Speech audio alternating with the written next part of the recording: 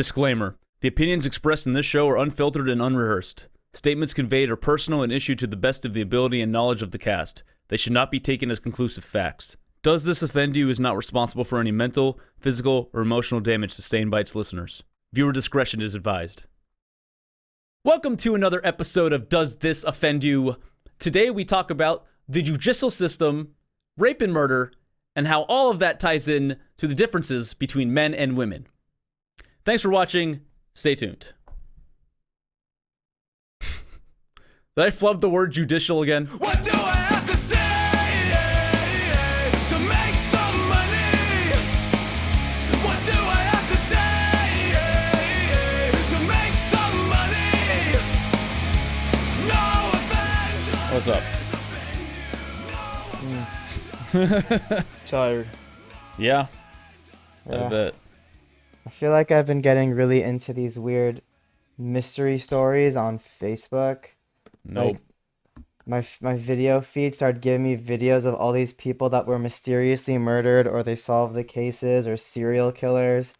And it's been pretty wild just to, like, when they actually catch serial killers and they interview them and you hear what's going on in their psyche, or like the complete apathy for humankind. It's kind of crazy. And I used to take walks around midnight just to, like, get my steps in for the rest of the day. And I'll admit, last night, after listening to a few of these stories, I got pretty spooked and I didn't go too far away. Did it make you run faster or move faster? It made Looking me over your shoulder? consider running, and then I was like, nah, I feel like I shouldn't do that. But let me tell you, every single tall bush or weird structure or weird shadow made me really, really cautious. And then whenever there was a ruffling in the bushes, which might have been like a raccoon or some shit, which is even worse than a rapist, I was like, oh hell no, this is not, I don't like the heebie-jeebies, but can't stop listening. Can't. Yeah. I'd prefer a rapist over a raccoon because I had to deal with that. We talked about this last week. The raccoons I've seen in the neighborhood. I don't want to fuck with the raccoon. I don't trust them. And I'll be honest, I feel like I shouldn't be afraid of rapists because I'm too old and hairy to get raped at this point. Like, I'm no prize to anyone if I'm captured by a rapist. If anything, I should be more afraid of getting robbed or murdered. But still, just like all these stories you hear and how gruesome they get or how fucked up they are. Like, the one thing that really gets me, though, is just that, like, most of the victims, it's through no fault of their own. It was just, bad, wrong place, wrong time. That's crazy. Is there ever a right time, like a right place or a right time when you're talking about rapists? Don't they go out of their way to go find people to rape? Well, no. Okay, some of the stories are actually just kind of like, okay, you had that coming. Not like, oh, they were asking to get raped and murdered, but it's, what is it? It's, for example, there was two dudes and a girl. They were trying to get home and they were hitchhiking. And then while they were hitchhiking, a truck comes by and the woman goes because she flagged him down and she was like, hey, can you give us a ride here? And the guy goes, I'll give you a ride and not the other two. And to everybody that's normal, this is a red flag. But this dumb bitch actually decided, oh, okay, well, I kind of really want to go home, so I'm going to go with this creepy guy. And of course she ends up getting, like, raped and murdered. And then there's other people that just, like, somebody else was pissed off and some guy was going to use their house to hide, or was just found an open door, crashed there, and then boom, they murdered the homeowner or something. Or, leading people into the woods and just killing them. Like, a lot of crazy shit. But then there are people that's just kind of like, you know what? Natural selection. You're a dumb bitch. I love your enthusiasm to trust your fellow man, but once somebody says, ditch the two dudes, I can only take you, when you're driving a van that has plenty of empty space in the back, there's no pure intention there. At the very least, expect to give this guy a hand job. At the very least. But he could still give your two other friends a ride too. This is like Darwinism at its finest. I'm not saying you deserve to be raped and murdered, but I mean, you're right. She did ask for it. Also, that's like instant karma. Not that like the punishment fits the crime, but if you're so willing to just ditch your friends on in an instant like that, well, fuck it, man. Maybe you had it coming.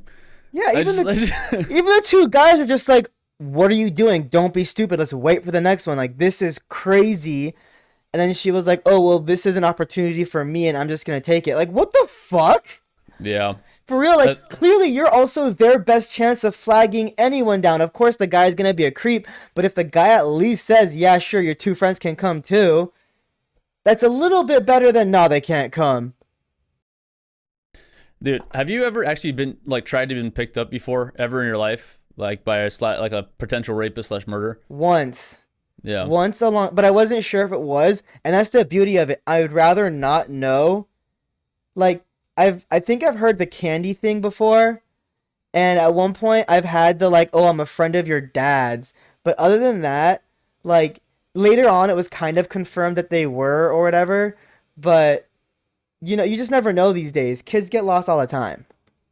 Yeah, I had an instant. It happened to me one time in high school, and I was pretty naive and gullible. I mean, what teenager isn't? But I mean, I still wasn't stupid enough. But anyway, I was walking home from school, and I not home, but I walked to my friend's house. I go to my friend's house after school every day, and this guy just drove up to me in like a really like a tinted window car, not a van like stereotypically, but he rolled down the window and looked at me. He's like, "Hey man, you want to ride?" I'm just like. This guy was like in his 30s, like probably like basically the same age we are now. We're of creeper age, but this guy's like, "You want to ride?" I'm like, "No, I'm good. I'm just walking up the street." He's like, "It's all good. No, I'll give you. It doesn't matter. I don't mind." I'm like, "Yeah, but I do." Like, what the fuck are you doing here? Get away from me. It was the weirdest interaction I've ever had with like any human being up until that point. It was because it was so unsolicited. Like most rapists or molesters are. They just kind of out of nowhere. Before I knew it. It had happened to me. I'm like, because I've only ever heard stories about it, but I was a teenage boy, and I'm like, haha, I fit the demographic of people who would be kidnapped or raped, right? I don't know.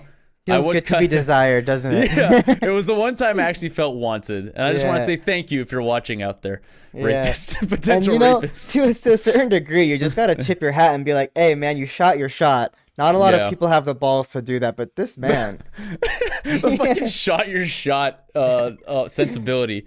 Yeah, I love that. Talking to the person is half the battle, right? I was gonna say talking to the chick, but in this case, it was you, so I'd.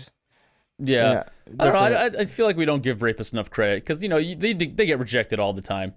If for every kid that doesn't go into your van, it's just it feels like a dagger. Can you imagine all the propaganda out there telling kids not to talk to you? Yeah. that must be really tough. Yeah, rapists deserve attention too. Oh my god, deserve is a strong word. Okay, sure. They got a little dark. Speaking of rapists, actually, it's really funny that you brought. I don't know. Did you actually bring up rape, or what did you bring up in the first place? I forgot. How we went down the rabbit hole a bit. But I mean, serial killers, but a lot of times there is rape involved. They go hand in hand. That reminds me of like the Andrew Schultz special we watched a few weeks ago. Yes. That was really good. For all of you who don't know who Andrew Schultz is, we're all a big fan of his here. Omid more than most. But what was the name of his special? Came out a few weeks ago. Your thing cut off. What? What was the name of Andrew Schultz special from a few weeks ago? Infamous, the Infamous tour. Yeah. So really good. Recommend it. Go watch it.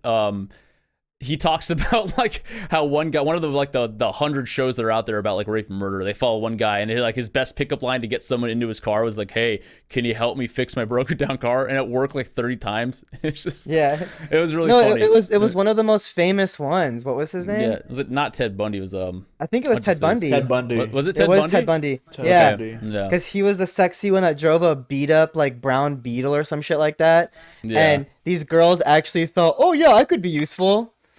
That's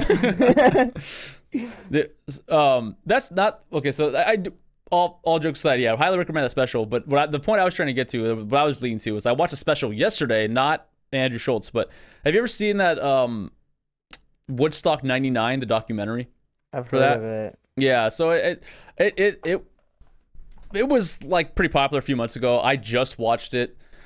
And like that was a fucking war zone, that whole entire concert. And part of that was like there was a segment where they talked about like a van that just ripped through a crowd of people. Yeah. And it was like, it wasn't bad enough that this van was just driving through a bunch of people. Like, security guards opened up the van, and what they in the back of the van was like a young girl passed out and a guy zipping up his pants. And I just want to acknowledge the degree of insanity of that scene. Like, who was driving? Was anyone driving? And if they were, like, were they doing it specifically so this guy could rape a woman? Was he just plowing through a bunch of people so this guy had a chance to get it in with someone who's passed out? Like, this is like a compound crime. It's fucking like just trying to dissect what was happening in that van and why that van was rolling through a crowd of people is just mind-boggling. I thought it was fucking nuts. And also, was that van specifically for that purpose, or did someone just find it? Like, they just like, oh, I know, like, this is what like a rapist mindset. Like, two dudes see like a girl passed out. Did they throw her in the van? How did she end up in the van? I have no idea. And I mean, was that officially a rape, or is it possible that this guy took the girl to his car for a hookup, and like, or while they were driving, she just started like banging him, and they lost control because they're assumably both really, really high. Like, probably, there's so many scenarios. There's a good chance that maybe look, in contrast, yeah, maybe he stopped because he was a good guy, and he's like, oh no, she passed out, so I should probably zip up my pants now. Maybe he was like, I'd rather have a choice between getting control of the car that's plowing through people or continue banging. And I know there's just so much to unpack there, and that's why I found that very entertaining amongst all the other shit that was happening during Woodstock '99. Right. And I like that you brought up the Schultz stand-up, because what's funny too is that he went from a joke about abortion where he like found the protesters, and the guy was like, yeah, but it's gonna be a life someday. And then Schultz tells the guy, hey, that's like a pretty hot like 5-year-old you got there. And she was like, how can you say that? And he was like, yeah, but in like 13 years. It was great jokes. Have I told you guys the story of one of my friends that got completely obliterated drunk in San Jose, and he ended up falling victim to some guy saying, hey, get in my car, I'll give you a ride? No. All right, I'm gonna keep this completely anonymous, but it's too funny of a story not to share it. But I have a buddy, we're gonna call him B. And so B goes to San Jose with a bunch of friends, and they all decide they're gonna get super drunk, but to be responsible, to make sure nobody drives home or whatever, they get an Airbnb in the area, and they all have a place to crash.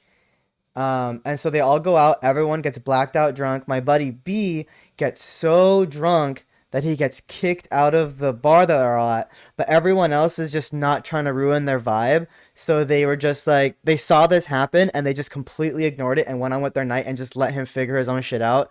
So B is just like, oh, I can't get into this bar. I don't want to go to another one. Let me see if I can find my way to where we're sleeping. So he starts walking in the streets and he's lost out there for like 40 minutes up until some man comes by and he's like, hey, like, you need help? You need a ride somewhere? And my buddy B goes, oh, actually, I don't know where I'm going. And the guy's like, oh, well, if you need a place to crash, you can come with me. And my buddy B, after a little bit of thinking, just decides, all right, fine. Like, I don't have any other choices right now. So he gets in this man's car and they go to his apartment and they're just sitting there. And the man all of a sudden starts like getting close to my buddy B, holding him, and eventually starts gesturing his hand towards this guy's penis. My buddy B, in his mind, he's one of those guys that's like too nice for his own good, so he's really bad at saying no. And he's like, oh, well, he has given me a place to sleep, so I guess this is the least I can do. So, the guy starts kissing my friend B, just bringing his hand closer and closer to his dick. And my buddy B claims that they made out for a bit and he jerked him off, but he never put his mouth around his cock. The next morning, my buddy B somehow manages to get in touch with his friends. He finds out where they're staying. He goes to the Airbnb, but everyone happens to be out for like brunch or something, so he gets dropped off there, and the man doesn't say a word. my buddy B hits me up and says, "Hey man, something happened. I need to talk to somebody, but before I do that, I need to make sure something." So I'm like, "All right, cool. Like, just tell me how much time you need, and I'll come by and we'll talk." So I go by his house at about like 5 p.m. that day, and he's like, "Yeah, man, sorry. Like, we had brunch. I came back, and I called this other girl. We're gonna call her C." And so he's like, "Yeah, I had C come over. You know, she's the girl I've been hooking up with, and I needed to make sure I wasn't gay, so I banged her and I sent her home. And thank God I'm not gay, but I had to confuse it." And he continues to tell me this story, and I'm just like, man, if I ever needed an excuse to be a DD when nobody else is willing, I think this is it. Jesus Christ. Yeah. Now, not gay, bisexual? Not even a little bit? I don't know. I don't know. I mean, he's you can make a case for being a little bit of a passive aggressive bitch. Like at that point, like even I've been known to fall asleep on the streets instead of going to some random person's house. But even then, like we talked about it, $300,000 and I might suck your dick. Like this, I'm not gonna. I don't know Yeah. how they got to that point, but a bed? Oh my God. Come on, man. Yeah. I'm glad you brought that up. I was about to. But the level, like, what's the compromise for your sexuality or your dignity? Either one, really. That in your friend's case, both. Yeah, I mean, But thank God he had some way to measure how straight he was after the fact. But sure, why he not? kept this a secret for so long. He didn't even tell me about the hand job until 2 years later, where he was like, "Yeah, man, like funny enough, I left out some details of that story because as far as I was concerned until that point, all they did was kiss, and I was like, that's kind of gay." But god damn, can't So believe what. if you willingly do that to somebody, but is that, I mean, is that technically an exchange, or was that still some sort of on the level of rape and molestation? Like, was he being, Oh, I know he was I being definitely kind and think. nice, but yeah, I whatever. definitely think that's a form of sexual assault. Mostly Right. because my buddy was drunk, and I mean, at least legally, he has given up his right to consent, and he clearly was not comfortable doing these things. But also, I don't think he was verbal enough about it. I don't know what his deal was, but how he got from point A to point B still baffles me. But I do think it was a form of sexual assault. Jesus, but he technically consented, didn't he? Even though, yeah, but you're right. Drinking kind of takes that. No, The that's man, not true though. he was This- blacked out. Yeah. So does drinking just take If you're that choice drunk, away? if you're drunk, you're not conscious or steady enough to make any good decision. That's All it. right. There's no argument, no discussion to it. If you're drunk, that's it. So drunk being legally like above whatever 0.8. Yeah. Or, okay. If you're to the point where you're not able to have full motor skills, recollection of what's going on. I mean, clearly he This had his Matt- motor skills. I'll say that much. Yeah, well, my point being is that if he is blacked out and whatnot and just that drunk, there is absolutely no question that this was assault. Yeah. In a Mm. simple sense. Like, I Okay. definitely think every person has their own thresholds and their own limits, but I agree, like, there are certain signs of someone that has completely relinquished any form of consent, and I think that is losing cognitive ability. So the fact that he didn't even have the ability to recollect, um, if he made the decision to get in this stranger's car, which is not something he would have done if he was sober, I feel like we're already towing the line of this was not like full consent. But legally, though, yeah, I think once you've had a few drinks, you can make the argument that you have relinquished your right to consent anything. All right. So what? So does it? So it defaults to non-consent is what it is if you're drinking, even if you agree to it while you're drunk. It doesn't, yeah. If someone's drinking, like, automatically, it's not considered. Like, if you sleep with a drunk chick, you're playing with fire as well. Like, if she was some vindictive, crazy hoe, she could get you so fucked. She just has to regret the sex to not want to, like, want to screw you over. Right. It's all a question of whether you want it or not. Here's where it gets into the gray area because while we're on the subject, might as well keep going. So two drunk individuals, right? One guy. Let's just call it one guy, one girl, because that seems to be the trend in society. So both drunk, both wake up the next day. Guy's fine with it. Girl screams rape. How does that play out in court?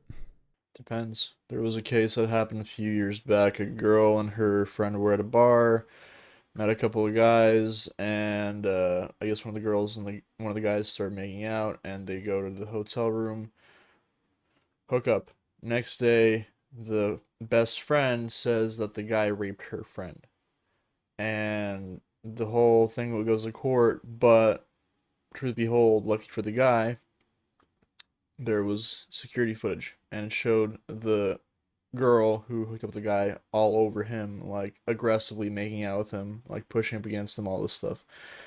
Judge looked at it and said, she seems to be very muchly in tune with having sex with him. She seems very active on the idea, so case dismissed. And he managed to not get fucked in the ass for hooking up with a girl at a bar when her friend decides to call his actions rape. Yeah, I've also heard stories of a lot of celebrities where now they're kind of forced into the position of taking out a cell phone or having the girl take out a cell phone. I think, but it's mostly him, and they have like a script of questions that they have to ask the girl, like, what is Hmm. your name? What day is it? Do you consent to doing these acts with me? Yes or no? And they have to have like full on video proof because nowadays, like, you just need receipts. We're in a world where, I think some guys, thanks to Amber Heard, God bless her soul, men are kind of getting the power to be trusted again. But before that, it was always the man is 100% the aggressor and they need to be thrown into the pits and tarred and feathered if they have sex with a girl and she decides later on that she doesn't want it or she just wants to be vindictive. So So nowadays, we are putting the onus back on the accuser to prove that what happened to them was some form of assault instead of having the person who was accused prove that they were innocent. So the Amber Heard Johnny Depp trial doesn't really mean shit to me because at the end of the day, depending who you ask, they're both guilty in people's eyes because at first Johnny Depp lost his first deposition, his first trial in the UK where a judge was not able to be convinced that he was not the aggressor, and that's why he lost and he was labeled a wife beater and all that shit. In the US, they managed to convince the whole jury that she was for the most to blame. So, I mean, depends who you ask. A lot of people will say they're both trash. Sounds Some like the people, OJ trial. I don't remember what the OJ Well, trial would. more like OJ was found to be innocent and black people were like super happy. Mostly black people, but a bunch of white people were just like, "No, that's bullshit. He did it. He for sure did it." And that's why like the idea kind of spread that like everybody knows he did it, but he got away with it. While in the black community, they're like, "No, this is a win for black people. We don't think he did it." Or even if he did, like a black person finally like escaped the law. Which is fine. That's more of a race thing, I think. But I'm saying here in regards to the aspect of men and women, um, I have people that I am associated with both on all sides of the spectrum, and a lot of people on the left do not like Johnny Depp still. They still think he's a wife beater. They just say that they're both shit now. That's how they describe it to me because now we have evidence that they're both crap. But if he was truly innocent, he would have won his case in the UK. But at the end of the day, unfortunately, with all sorts of sexual misconduct behavior in the judicial system, women have more leniency. Always have. They're, whether it's just by human nature, guys, when you're being put up against a woman in the court, you're gonna have a higher chance of losing. You have to have a really good fucking team who can build up a great case with lots of evidence to kind of clear your name. But Or for the just most, receipts.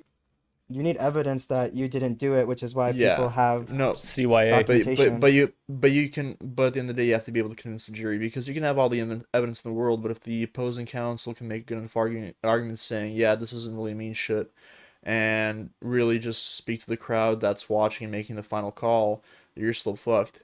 It's very important on how you kind of deliver. You can have literally footage of people not doing anything and still have somebody twist the story being like, oh, this person caressed that person into doing something. Specifically, a man caressed a woman into doing something. So, yeah, the legal system's pretty stacked against men. and it's not about being sexist, just the way it is, human nature, I guess. You say To caressed or what was it? Coerced. Coerced? Sorry, That's what you're coerced. looking for. Well, Yeah. caressing Yeah. is, I guess, part of it. No, Yeah. but coercing is something that you can imply. Caressing is if you have videotaping of someone being caressed, you have Yeah. videotape of it. Either way, like I said, my point being is you can have video footage of, something, of nothing happening and then make the argument that somebody was caressed or coerced, whatever you want to say it. And They're different. yeah, I They're understand they're different. different. I'm just giving, they're along the lines of what I'm trying to explain here. Um, but yeah, legal system, guys, watch your dicks. It's stacked against you no matter how many fucking receipts you have. If your team can't convince the jury and basically beat out the opposing client counsel that you didn't do anything, you're fucked. Um, I tend to agree with you, Vlad. Although, as Omi touched base on that, there's like a trend now in society where like a little bit of the advantage is being thrown the guy's way now. Like it's not just so cut and dry. Like when you walk into court, it's like, well, now the guy has to prove his innocence. He's like, he shows up guilty. I feel like now, with the way things are in 2022, that guys are more or less given the benefit of the doubt. I remember a case. Don't quote me on. I can't give you the actual article or where this happened, but I think I was watching the news where this is like last year or year before that. Some woman had basically just like belligerently, obnoxiously just accused. There's like a dozen guys of rape, and it was just taking every one of them to court. And then she Is this ended the up. football team thing? I don't know if it's the same one. No, But, those I were mean, three. That was three guys off the football team who got No, accused. no, this is I this know is where this Okay. is something else. Yeah. regarding. Yeah. But go anyway, on. the courts not only found that the guys were all innocent, but they countersued her. I don't know if the courts. I forgot if the guys countersued or if the courts held her subject to her own. No, they like- held her responsible. Yeah. I think in these cases, Yeah. because it's the same thing with the football players, where Yeah. the football players, their lives were screwed over and their careers were fucked. And so, Right. in cases in the future, if they prove that the woman was crazy or she admits it, the court can actually turn on the woman and say, okay, so now we're gonna punish you because of your attempt to screw them all over. Yeah, so I like where that's at because as before, all it was like, okay, you both show up to court and the guy proves he's innocent, but then his reputation's lost after that, just for being in court, just for allegations, and then the woman Yeah. walks away scot free, which Yeah. is cool. I'm cool with that now as progressive society's going, that guys are getting the benefit of the doubt. But not to say that it's totally weighed in it's not fair now. The scales aren't completely balanced still. I still think that even with this Johnny Depp quote unquote win after getting screwed over the first time, it's still not enough to make an indent on the whole system. I think that simply enough Johnny Depp is extremely wealthy, could afford extremely good uh attorneys. He also had a huge lineage of movies and fans that backed him up, which were a huge social media presence for him that definitely helped sway people's opinion, whether anybody wants to talk about it or not. I don't think it makes any difference. I'm And not trying saying that the law changes though. I'm saying that society's view of these things has sort of shifted because now Uh, people see that there's a chance that the guy might not be as much of an aggressor as being portrayed. I just think that's because he's famous and wealthy and he has a crap ton of fans that really help sway the yeah, movement. but they also have recordings and shit of Amber Heard saying, Yeah, "I I know, know yeah. I'm Like I gonna said, screw you good- over." Like good she attorneys. literally says, "All I need to do is this, and this, and I'll win. I'll own you." Like Yeah. she has a recording saying that. So by making it blatant that this is the way society is, now society knows, oh, we've kind of let this happen to the point where she has this power just with the power to accuse someone. So now there is that shift in people's mentality where it's kind of like, Yeah. okay, this accusation was made. Are they guilty? Because before it was, oh, the accusation was made, burn him at the stake. No, I understand, but I'm saying at the same time, like, he had fucking texts, whoever he was talking to in private, where he was talking about wanting to burn her alive and just, like, fuck her corpse after, that were in text messages from his number. All sorts of shit happens. And the point is that, at least for the regard of the overall public eye, I think the only reason why he really managed to win is because, one, this was a lot more of a public hearing than it was in the UK. It wasn't just convincing one person, it was convincing multiple people. The whole thing was televised, and yeah, I think that really sparked that whole social media movement that really pushed people. Like, the whole point of the jury is that you're not supposed to be influenced by people. You're not supposed to have anybody around you telling you what you should do and not do. The problem is this case got so big, so massive. It had such a huge social media presence that there was probably no chance that the jury would have avoided it. Whether it's talking to their own family, watching the news on their phone, on TV, whatever, something somewhere would have been popping up being like, "Oh, he's innocent," which, I'm not saying it swayed them, but I think it definitely helped him in the sense of he's such a well-known public figure. He's so beloved by so many people. Why wouldn't he have support? And I think that had some influence. 100%. I'm hoping it's a better step towards the future because obviously we want to have a fair justice system where both men and women can be heard and not have to worry about repercussions for They can coming out both be about their Amber issues. Heard. Yeah.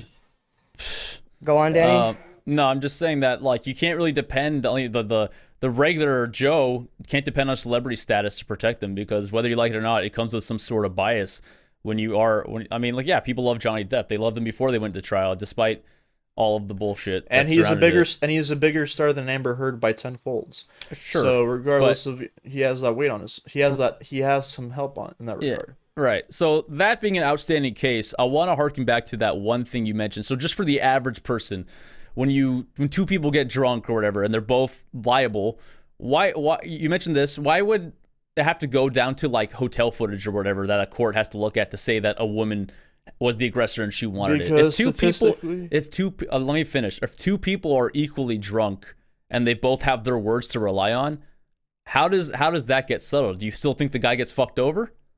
So again, statistically, society standards, guys are in relationships usually the dominant one who can make this, whether it's forcefully making a female do something, convincing her this and that, pressuring her somehow. Guys take the heavy weight on that because we're technically quote unquote bigger, stronger, and we're It's not the ones quote who- unquote. It's a fact. It's a Yeah. fact. It's biologically true. Yeah, Yeah. so we hold that mantle, unfortunately, and that mantle, whether you want to call it a blessing that we are in control, it's also a curse because we are the ones who are going to take the fall automatically um, when shit goes down. And it's fucked up because there are situations where women can be stronger or bigger and be the abuser, but because genitalia difference, we're automatically, it's preset for a certain type of thing. And people don't want to talk about that. And if they do, it's I feel like also humans naturally, just whenever something happens on a sexual harassment claim, in our heads, it just pops off the guy did it. Or I don't like that guy. I don't like how he was acting around her. Just something always triggers in our minds that makes us go like, yeah, it's him. Did either of you guys watch that trial? But Amber Heard? I Or which heard. I one? watched parts of it. I didn't have time. I don't think I saw any of it. I just relied solely on social media and people's hype to figure out what the hell was going on. Because I'm the type of person too that the highlights are a lot more entertaining. And I couldn't give less of a shit about the trial. But some people were mega into it. Some people took time out of their day because, especially in San Francisco, everyone's working so remotely. They just had the time to have it on in the background while they worked. It was crazy. Yeah, go on. Well, no, I was just gonna say like you didn't really answer the question, Vlad. Not to put you on the spot again, but I'm just saying like, so you agree that if two people of equal mind had sex with each other and their stories came out different, you think the courts are automatically subject to rule in favor of the woman? That's Yeah, what of you're saying course. now. Yeah. No, they're not. That's not how that works. But they Statistically, tend to, but nowadays, if both stories come out different, then they're gonna look for other evidence. But it depends on the court and the state and everything you're in, how they follow up on that. But in environments will California, vary. I in, agree. in California, they're most likely gonna take the woman's side. If it's like I've noticed when it comes to being Title IX in schools, they used to take the women's side, and I think nowadays they're starting to shift back to trying to make it a little bit more fair. It just depends, but I think that if I had to say one or the other, yes, people do tend to believe the woman before they believe the man, and it just depends on who can get more witnesses on their side at that point, because you need to have somebody corroborate your story, whether or not you both give a testimony, there needs to be corroboration. Well, like I said, at the end of the day, regardless of if you're a man or woman, if a claim is made, there will always be some sort of evidence usually provided or looked for. But as my original point being is that, yeah, tend to be right off bat, usually men end up with the short end of the stick. It's just the way society seems to progress with that. And as Omid stated, I'm sure it does vary which state you're in, because I'm sure that if you go like to the Midwest, you'll have more guys leaning towards men, possibly as a sympathy aspect, because it's a more patriarch type setup there.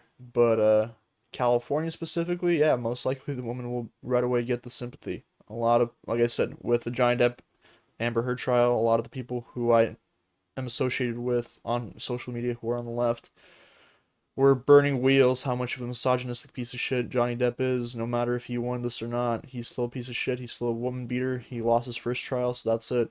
No question about it. Regardless of what you might bring up that, counters that. That's like saying a player in the NBA final or the team in the NBA finals lost the first game, they automatically lost, but they just tied the series technically.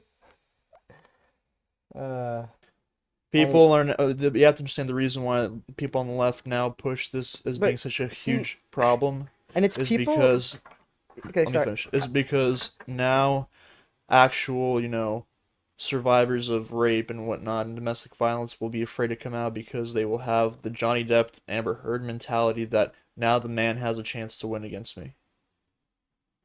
Which I think is fucking stupid, but hey, that's what they're pushing. Yeah, I think that's bullshit, but if it's the case, that's fine.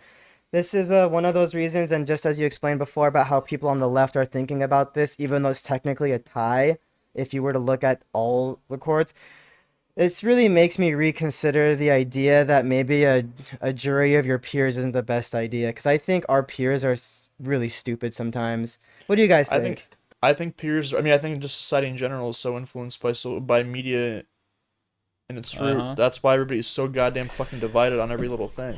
I want to hear what Danny has to say about this. Yeah. No. Why would you come to me with this? I don't trust Because people, and I Yeah, don't care. exactly. I don't That's why. trust. I want to Yeah. hear your angry Because rant. I want to hear it's you not roast really the so shit much. out of it. It's not so much of an angry rant, but it's like, how do you put the trust into a lot of individuals with everyone with their own agenda? Every single one of them differentiates an opinion, and when they're held to a yes or no answer, guilty or innocent, there's nowhere to blur the lines. You can't like someone has to come out and say this person's fucking gonna die or be crucified reputationally, or they're completely innocent.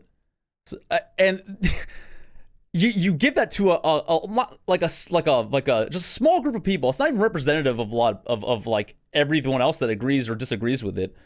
And then they themselves all have biases too.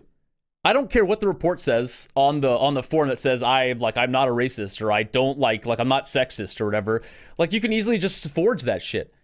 I don't know. And also the other side of that, this is where I'm gonna start like not being Danny completely, but like, how do you give it to one person also? How do you give it to like one single judge to determine the outcome of an entire court case? But I would rather, God, I'm gonna hate to say this, but I think I'd rather take like an authoritative position, just give it to one ruled judge to kind of make a decision, rather than a bunch of people whose minds are easily just swayed. Well, that's She- that's the thing. Which one is more easily corrupted though, one or the group? One person is more easily corrupted, but a group of people have no idea what the fuck they're doing. I disagree. They have a sheep mentality. I'll use that buzzword, the sheep mentality. It's just like, disagree. yeah, you could disagree, but you don't know the people on that jury.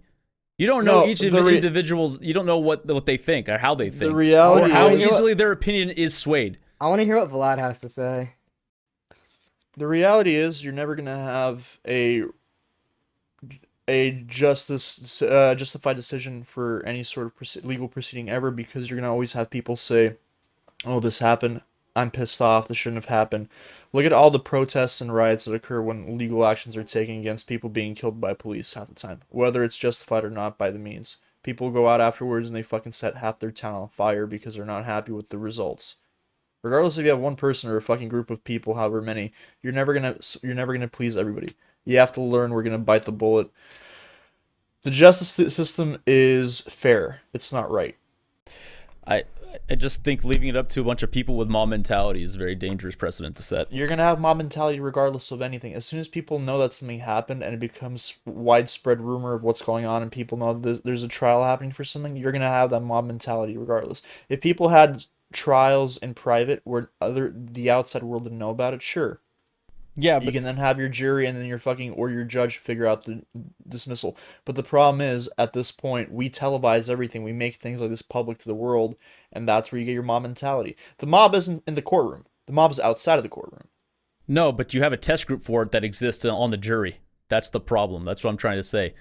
Like I think they, yeah, yeah. go on. Go ahead. I think Sorry. the system is just I think the system is just flawed altogether because first of all, you have to consider one, our peers. I know a lot of peers and they are not educated nor are they in any mindset to be capable of making such an important decision about somebody else's life. But just beyond their capabilities, I just want to start off with how inconvenient the jury system is to the point where nobody wants to do it and everybody wants to get out of there as soon as possible. So we also have a room full of people that just want to agree with what the majority says or and for the most part, they can not even choose what they think is right or wrong. They can easily just be told one answer and they'll be like, fine, I'll say that. Just let me go to my baseball game, you know? So that's one issue I have with it. And I also do think that the system needs to be changed in a way where you have to pass some kind of test to be allowed to be in a jury. Like, I think that you need to show some form of qualifications or the capability of critical thinking to be allowed on a jury for a few reasons. One of them being that a lot of litigation has become kind of like a show. It's all about manipulating people's emotions and thoughts and ideas to create some kind of narrative in their mind and giving them some sort of like emotional feeling towards I guess your client. And it really doesn't come down to the truth as much as it does like, can we convince these people to go our way?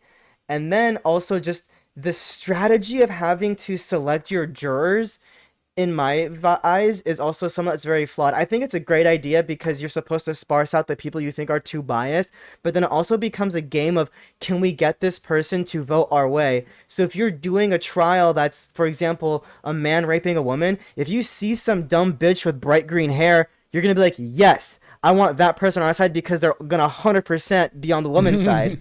Like, it's so fucking flawed to the point where I don't think it should be a jury of our peers. I think it should be a jury of our peers that are somewhat educated and can critically think.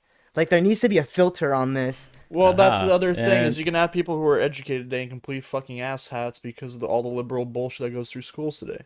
Not educated, but like, they need to be smart. They have to pass a test that proves they have the ability to critically think. They have I the agree ability completely. to sparse. Critical. They have the. critical I'm not thinking is what done. I'm not matters. done. They need the ability to be able to sparse out their emotional feelings and separate that from their rational feelings. Because there's people that don't know how to make rational decisions. They make their decisions based on their emotions, and I think we need to completely remove those people when it comes to the jury system. And I know a lot of people don't like that idea. Oh, you have to have whatever sympathy, whatever bullshit. But at the end of the day, if you're making the case for someone that whether they did or did not do something, it has to be black and white. It has to be binary. It can't be, oh, well, I feel like this, or you know what, I'm going to be on their side no matter what. You can't have that in a jury. So no, but you get first that. off, Omid, you don't need to yell. I agree with you. And like I said, what you were saying is critical thinking is the main point. People need to be able to use that. A lot of people don't want to use critical thinking. A lot of people want to sabotage and downplay the need for critical thinking in schools today, specifically. I do agree with you that jury selection is shit, and unfortunately, jury duty in general sucks ass. You guys remember that movie Jury Duty back in the day, the comedy with Pauly something? What's his name? Pauly Shore? Pauly Shore, yeah. Pauly With Shore. Jury Duty. I remember just even watching that movie. People like the movie kind of depicts where people are like, okay, let's make a fucking decision, and get the fuck out of here. Like they were all ready to throw the guy underneath the fucking bus to get him fucking throw his life away just so they can leave because they don't want to be there. And Pauly Shore had to be like, hey, like what about this, and try to like throw curveballs at them and make him kind of sit there for days and figure it out.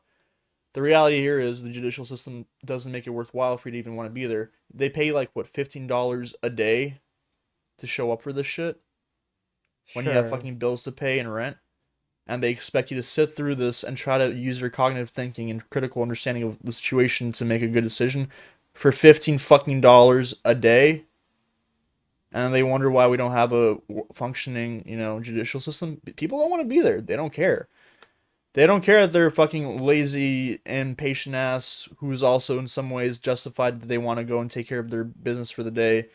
Doesn't really care about the guy or the woman on trial for something that they might have done or not done. They don't care about them. They just want to get the fuck out of there, and they're willing to make anything, say whatever, just to be out of that room. And that sucks, but that's what we are at currently with our judicial structure. And with Omid, I agree. People who come in with certain aesthetics, stereotypical aesthetics, like if you're coming in with bright green hair and you're female, most likely you're a liberal feminine, or you're a trans empowering movement LGBTQT member. Are you or just something. expanding on everything I said? You can just skip to the things that you disagree No, I'm just with. saying I agree with you. You don't but have I'm to just, expand on my ideas. Like they're there. I know they're there. I'm just saying I agree with you. My point is I'm reiterating where I'm coming from. You can mark all that down, but at the end of the day, you still can't fully adjust to the fact, like somebody says, "Oh, I'm not biased." They answer some questions, right? How do you know they're not lying? How do you know they're not putting down an answer that they know will get them on the jury, but they'll use their bias later on to sway the decision to whatever the hell they want? There's no way to really vet that. Okay. This brings me back to episode 1. I mentioned this before. I don't like people big fucking surprise. I'm not going to go over it again. But remember how I talked about how important it was, or how it's not everyone really deserves a voice? I remember saying that. You guys remember that? And I've said it multiple times since. And this is an instance where I want to back it up and say that, like, it's all fun and games when you want to start a podcast with your friends and, like, I have something important to say and it will affect absolutely 0 people. But when you have that voice on a jury, that's when it starts to be concerning to me. This is why I do not trust the majority of people. It's hard for humans to be objective. When they need to be at the most on a jury, you cannot depend on someone to be unemotional. And Right, but there's actual consequences now. Yeah. Before, you have your emotions because you're trying to display how much of a good human being you are, or how you're like the centerfold of what's good in this world. But at the end of the day, like, there's actual consequences to your actions, and rationality needs to prevail here, not your goddamn emotions, so you can come off as some kind of hero. This is And that's the unfortunate side of it, because I do not agree that most people on this planet are fit to make that decision responsibly. Well, that's where I believe Omid's like proposition, though I don't know how practical it is, but to like try to vet people on like an educative basis. Like, are they critical thinkers? Are they like fit? Can they actually make these decisions for someone else? Because they're directly affecting someone else. The other issue is, as well, in any sort of trial that you have going on, you have to also remember that people tamper with shit all the time. People plant evidence. People do all sorts of crap. You can't control that. We're talking about the jury. We're not talking about everybody else. Let me finish. What I'm saying again is that from a technical perspective, when people plan shit or they have inconsistent evidence and whatnot, you have to, aside from critical thinking, which will generally follow what's the hard evidence provided for you, nobody will try to look past the possibility of something being tampered with or provided that isn't supposed to be there or wasn't naturally there already. And that is the kind of thing where emotion has to kind of kick in from time to time, where you have to be like able to question, is this really accurate? Do I feel like this was properly provided, or is this a load of horseshit that somebody planted and brought on? Because this is not a surprising thing. People plant evidence every single fucking day. I think People you're tamper with confusing the stuff. responsibility of the jury with the responsibility of the investigators, the lawyers, and anybody else who's involved in finding evidence for either side of the case. Because the jury's only responsibility is to receive what's given to them and then make a decision based on what is supposed to be fact. Now, if somebody else is trying to share bullshit, or if there was tampering of the evidence, it is on the prosecution or the defense to prove that that evidence isn't real. But again, when we're talking about just the jury of our peers who are responsible for someone's life, like their life is in the hands of this group of people plus the judge, that's when they just need to be able to critically think and be able to rationalize their decisions versus having a bias and then just going full force on that, or just trying to be out of there as soon as possible because it's not convenient for them to be present in the first place. The Like, issue with all of that, though, is going to be for you that you can have all the evidence you want provided to you by the jury, by the attorneys, the prosecutor, whoever the hell you want, and that's fine. But my point being is that if a jury doesn't always look at something and says, I have a weird feeling this isn't right, because the way the jury works is they have to all unanimously agree on something. If they don't agree, the trial keeps going. So if the jury was to be presented with a bunch of evidence that, some of it could be planned or fake or whatever, and they just unanimously say, okay, we're done, like we want to get the fuck out of here, guilty or not guilty, move on, that trial will not last long. There won't be much debate for it, and they will simply enough take what's given to them and get the fuck out of there. That's where the question is on empathy and all that aspect. Your gut will tell you, hey, this looks right or it's not right. The jury will bicker amongst themselves. If they can't agree, the trial keeps going until there's more clear evidence being put out there. You can't just go at the face value automatically. Right. Well, I mean, that's part of the judicial process. You're allowed to take things and like understand what they mean, and that's honestly what prosecutor and defenders do. They try to dissect what the evidence means, if it's real or not. Like that's all part of it. I'm And, just saying that the empathy aspect has to and still be there, even if it shouldn't be the driving factor. It has to be there because people will have to be able to balance what they're shown and be like, this is well, right you or wrong. you don't No, need I think empathy to understand what's being shown to you. If there's yeah, evidence or not that makes sense to the trial. I agree. I think the empathy aspect should only be there in the fact that you need to recognize that somebody's future, their whole life is in your hands. So if you're going to make a decision that's going to be detrimental to their lives, you need to be damn certain of your decision. I That's the agree. empathy that I need. Not because I say you are completely sociopathic and selfish if you're part of this jury and you just want to make a convenient decision to get out of there as soon as possible. So you need the empathy to be able to say, look, I was given this responsibility and I will make sure that the right decision is made, right? And when I say you need to make these tests as well, it's not like a multiple choice question. Like if anything, it would make more sense to have these tests be you give a scenario and then your question can be open ended where you're like, do you see anything wrong with the evidence? Like, do you see any inconsistencies in what was presented here? Or based on what's given to you here, who's guilty, right? Like, give them questions that make them have to actually make a decision and then in turn justify the decision. Like, it's more about seeing what their thought process is and not what their direct answer is. Kind of like when you go to an interview and Google asks you how many jelly beans are in this jar. They're not asking you to give them the exact number or you're fired. They want to see how you think. They want to see, okay, well, let me take the radius and find the area and then find the what volume of this and how big is each jelly bean, estimately this, and I count them up. They want to see your thought process because it's an exam more to see what is your competency in being able to critically think. And if somebody's like, okay, well, the girl here is weaker, she's probably the one that's gonna get raped. I think she's innocent, or I think he's guilty, then that has ramifications. And if that's their only justification, then clear that's somebody you're like, okay, well, we don't want you in this jury.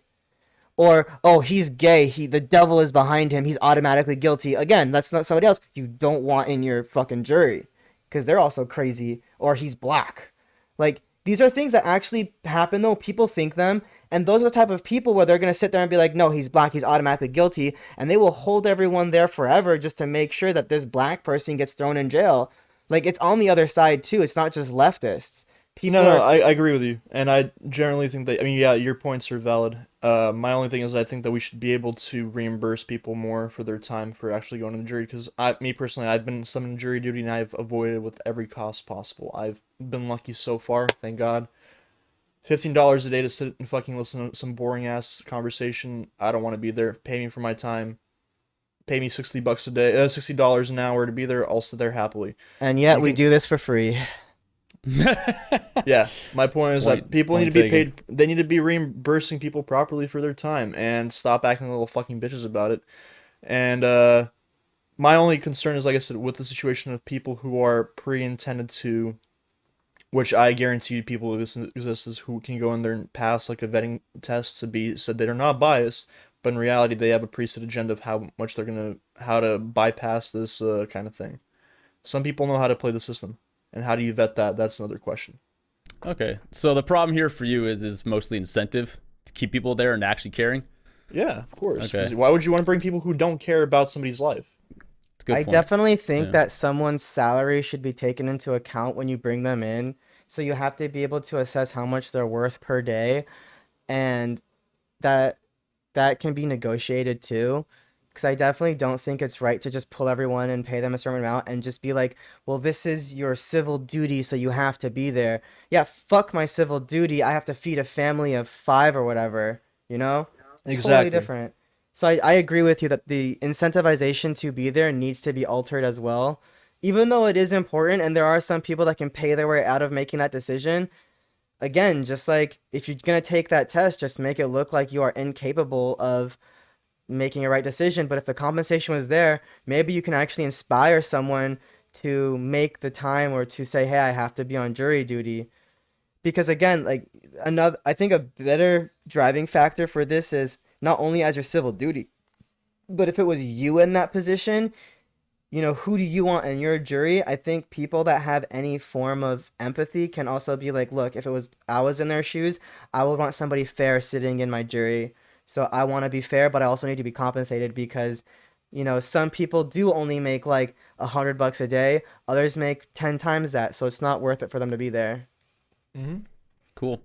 All right, so we are well past our breaking time, but I'm gonna use an incentive for myself. I have to take a piss, so we're gonna use this opportunity to cut to our commercial break while I take a leak, and we'll talk more about this or something else entirely after this break. So stick around, and see you in a minute. Does This Offend You is absolutely, definitely, and undoubtedly brought to you by this 100% totally real sponsor. All right. Today's episode is brought to you by making tank tops with t-shirts. Now, I'm sure as all of you have noticed, Danny doesn't wear anything but tank tops, and me, I have been, going on that trend a little bit when I have nothing else to do. But I also realized that a lot of the shirts, tank tops I've wanted online, I couldn't really find any good ones. And I do have a bunch of these useless t-shirts laying around my house. For example, this one that I don't really like that much. But what I would like to do is use them so that I have something to work out in. And I decided to learn how to turn them into tank tops. And I'm here to teach you how to turn your shirts into tank tops. Now, the first thing that you want to do is to either draw or imagine a line going from, I'd say, a few inches from the collar, between there and the sleeve, and just cut a line all the way down to, I would say, about a foot up the shirt. Do that bilaterally, and then you just get your scissors and you start cutting like that. All right? Easy as that. You do that on both sides, and bada bing, bada boom, you get a tank top as such. Shabam. Check it out. The loveliest thing about these custom home tank tops is that if you have the right body for it, you can show off your serratus, you can show off your chest, you can show off your abs, all of that. And you have easy access to rub your belly with direct hand contact. And that is honestly one of my favorite parts about this method of cutting open my shirt. And now that Danny is back from taking a piss, back to you, Danny. Oh, we're talking tank tops? Cool, Yeah. man. All right. Don't worry, you got a shout out. Thank you very much. I appreciate it. Yeah, if I didn't already own like 100 tank tops, I'd be well invested in what you were selling. But you don't have to make a buyer out of me. I'm already in. I'm all in on the tank tops. Here's the as you best can tell. part. It was selling you on how to make your own tank tops out of old useless t-shirts, like ones that say, I got shucked in Carmel. I have no intention to wearing that in public, but I will work out on it in it, take it to the gym. Who knows? Get it sweaty. I have no idea what that means. It got shucked in. Did they like do oyster shucking over there or something? I don't really Why would know. you get shucked? It was a gift. Some people they like to brag about shucking things, and Christ I don't. almighty. and also it works great on t-shirts that were a gift that are too big for you. I get all these gifts. People give me t-shirts that are like extra larges or something, or if you go to a sport game and they're always extra large, I'm just like, fuck it, I'm gonna turn this into a tank top. That way it doesn't go completely to waste. Cause it's either that or pajamas. And even then, like, a tank top pajama for me is way more comfortable than a t-shirt pajama. Tank tops are just the ultimate form of comfort, I think, next to being naked. Agreed. And I actually don't sleep in pajamas anymore. I either go full nude or I might wear boxers. Depends on the possibility of someone barging into my room, and I might not have the covers over me. I mean, that's their liability if they want to barge in into your room. I agree. Yeah, completely. You're allowed to do whatever you want in your domain. Yeah, but I will say though, sleeping naked, if you've never done it before, I highly recommend. Highly recommend. Yeah, It is a of course I game do. changer. I don't know about Vlad, but I definitely do it pretty often. The face says it all. Mm-hmm. It doesn't want to admit to. Yet another thing Vlad will not admit to on this podcast. No, I do. I've slept naked. There you go. I'm Thank not you. saying anything. I'm just All right. I'm confused about what we're talking about it, but okay. Why not? Anyway, would you like to Was talk this- more about rape? Was it only post coitus or was I it don't know like why we're talking about casually? either one. Was it Yeah. post coitus or was it casually? Both. Both? Okay. So you know the beauties of sleeping naked. You know the beauty of having the breeze somewhat hit your taint and you're just like, "Oh, I've never felt that area breathe before. This is pretty nice." Psst. All right. Well, while we're on the subject of being naked, you guys want to like have some fun with this topic, or you want to keep moving forward with the judicial system? I mean, I'm down for either way. I mean, I also have other things that we could talk about.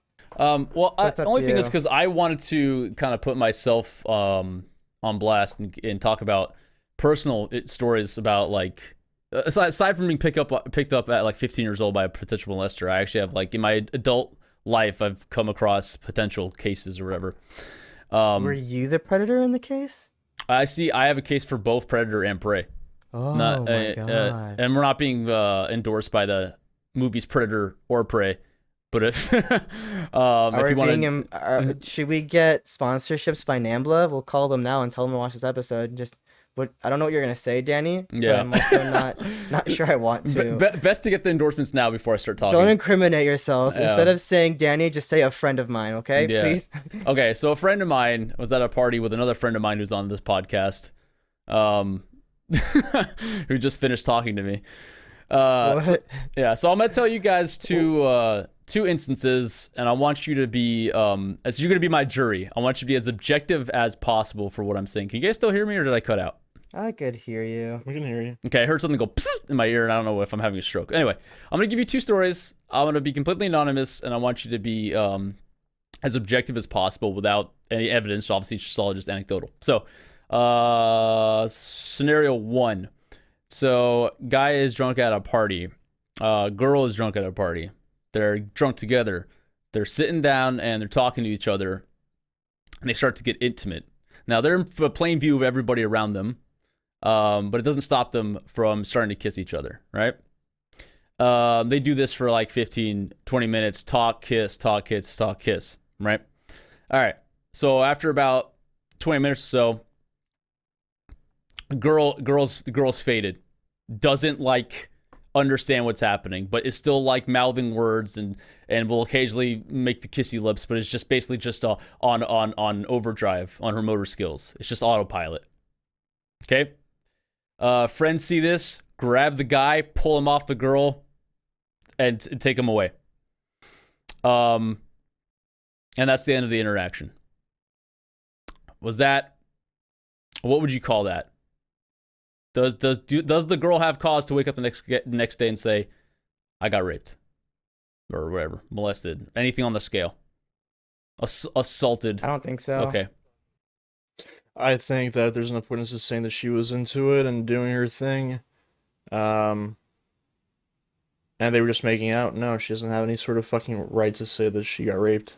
I don't know what happened afterwards if they would have gone somewhere, but they didn't. And even then, I'm not sure if anybody should have come in and pulled the guy away type of thing if she's doing it willingly. I get she's drunk, but I mean, he's not fingering her, is he? Or anything like No, that? but it's important to note that it was at one point willingly, but then turned into just like So she was pushing him away? No. She turned into like the husk of a person because she lost motor skills over time. By the end I of guess it. I guess him being stopped and pulled away is kind of saving his ass too. But I wouldn't give her the validation to say she was raped. Okay. Omid, what's your I already verdict? said no. No? Okay. Cool. All right, scenario 2. Hopefully this Are isn't you the girl? I was in the that scenario? girl. I was the girl. How'd you call it? You knew it, man. That's it. Yeah, it looks like you were building a lawsuit for somebody. Yeah. All right. So, scenario 2, a guy, girl again, drunk after a night out at the bars. Girl is trying to get at guy, and they end up just going back to the guy's place. Now, they're just friends, and in a weird twist, yeah, this is possible for all those wondering that a guy does want to stay in the friend zone and doesn't want the advances from the girl. But girl doesn't like that, so girl keeps trying to play the game, even though they're trying to be platonic. So by the time they get back to the place, they're both pretty fucking drunk, and they start to make out. Neither one of them hate it. They're like, fine with it. It's cool. Then it starts to get real. Girl's clothes come off. Guy's clothes kind of come off, but there's a little hesitation because of the overall meaning to everything that's happening. They keep making out. Girl starts to take the guy's pants off. Guy's fucking rock hard, right? It's like the body says yes, but the guy himself is like, this is a bad idea. We shouldn't do this. Girl takes the penis, starts to put it in the vagina. Guy pushes her off, and it's just like, I don't want to do this. And girl gets frustrated. We should fuck. I want to fuck you. And starts going back for the penis. And then the whole thing goes back and forth until the guy finally like gets the functionality back, and he just like pushes her off, puts his pants back on, and it's like, I'm going to sleep now. You can leave, whatever. No more of this. No more making out, nothing. We're done. Now, at any point during that, or is there rape involved? No. Okay. Yes. The guy fucking went ahead and listen, if you're not happy, if you don't want to do something, you don't want to hook up with a girl, dude, don't make out with her. Don't take even part of your clothes off. You're being a bitch. No. If you're into it, you're into it. If you're not, don't fucking play along. Mm-hmm. Okay. I think when the guy's penis was grabbed and put inside of the vagina, that was crossing a line. But other than that, everything else beforehand was fairly platonic or fairly consensual. But at that point, it was like, because for a penis to go inside of a vagina, it needs to be placed in there on purpose for the most part. And she's the one that grabbed yours, and I'm sure you or whomever this guy was, they have the ability to kind of push away early on and be like, no, stop it, don't touch that. But it's not an easy thing to do, especially for guys. Like, we have hormones raging around, and there's a certain point in that interaction where we lose control, and whomever the guy is, mad respect. If they really didn't want to do it and they were able to stop it, I mean, congratulations for giving into your gay urges. But other than that, it's not an easy thing to do, though, because at that point, like, you're ready to go, and as men, we're not really built to be able to stop. And especially when there's like zero consequence to the actions, like if it's just some kind of emotional thing, normally guys can be like, okay, I'm gonna ignore those right now because this is gonna be awesome. But but if she put it in there, it was against the guy's will. The fact that the guy was stronger and was able to zip his pants up and call it a day, very lucky for him. But there's also a lot of people that have the rule that like it's not considered sex unless there is like a certain number of strokes. Like after 3 strokes, it's considered sex, but before that, no. There's even some girls that say like if it's less than 3 inches, it doesn't count on their body count, and I'm like, wow, that is just called being a whore. Jesus Christ. Anyway, not. I mean, I guess I don't. I disagree in regards to we have urges that we can't control. We have full cognitive capability to control our bodies. We're not fucking.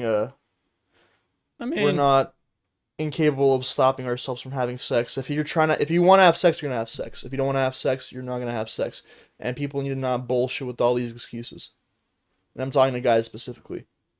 Yeah, men are pretty fucking disgusting and have trouble controlling their sexual urges more than the opposite sex. I will agree with that. But Yeah. No, if you're gonna go make out with the bitch and get your clothes Mm. off, even partially, don't fucking tell me you don't want to have sex. Hey, guys still have integrity too. They can say no, and they can say, and then I mean, they can get to a threshold and say, I don't want any more of this. Like, it's not all just girls. I don't know. I don't think we're that based as you know, human beings. We can get past our urges. I don't know. Actually, I don't know who I'm think it's arguing a bad against right now. excuse. Am I arguing against you or Omid? Because I feel like I had a problem with what both you guys said. But yeah, no, I feel like, yeah, guys for the most part, yeah, they can get themselves into a whole lot of trouble over their own penis. Like, they're almost like two individuals fighting for control of the body, like the Hulk and Bruce Okay, Banner. Steve. I mean, prove me fucking wrong. I'm not saying that guys don't have cognitive function for the most part, but yeah, a lot of them are sexually driven and they're fucking monsters, and that's all they ever do. They go out to, we talked about this a few weeks ago, like, go to a club just to get the vagina, and they spend all this money and spend all this time and blah de blah de blah. Bottle service, for instance, I don't know, whatever. Guys will jump through hoops to just for a shot at it, and they are obnoxious, and they have to be the aggressor, especially when you want to talk to a girl. Girl's not going to come to you, never happens.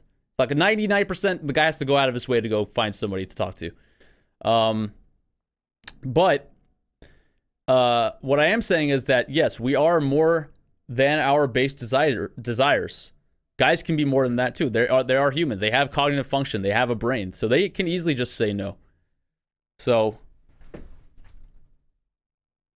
it's good that my internet cut out in the middle of this. That's fine. I'm gonna keep ranting because fuck you, Zoom. You don't tell me when to stop talking. I tell you when I'm done talking, and we'll continue from there. But on that note, I am pretty much done talking, and I would like to know what my friends think, if that's the case. Yeah, here, Vlad's calling me. This is embarrassing. I'm the man with the technology, and I can't even reconnect to Zoom. Here, let's answer the phone call. Yes, Vlad, I am aware that Zoom is down, because Zoom is a garbage product, and I do not endorse them. I barely want to use this for free. On Zoom, all of you got dropped. Yeah, I know I'm the only one who got dropped. Fuck this fucking company. There we go. Now I'm back. I can hear myself. All right, and that's the end of that. So anyway, Omid as I said was so cancel rudely the whole- interrupted. Omid said What? Omid said that once you're back, just finish up your thought and then we'll cancel the Zoom and we'll start a new one. Good for him. Anyway, I was pretty much done talking. All I was saying was that guys have enough cognitive function to make their own decisions. They're not completely, despite what society thinks of us, we are better than our base desires. We can tell our penis to shut up when it's really important. But for the most part, yeah, guys don't want to. They actually they jump through hoops and go out of their way to do things for initial satisfaction. So I think there's an argument for both sides. Anyway, I digress. No, here we go. Okay, so we're going to go ahead and take a false break here, and we'll come back and talk more about this bullshit. Is it better now? I really fucking hope so. I'm getting so tired of Zoom. I want to be in a room when I talk to you guys about my penis. Anyway, so I'm going to restart this. So it was your penis. Well, no, what I just finished ranting about was about my penis, not before. Anyway. Aw. Okay, we'll, Yeah. we'll continue this Yeah. conversation when we start More the new about Zoom penises call. coming Go right ahead. up after this.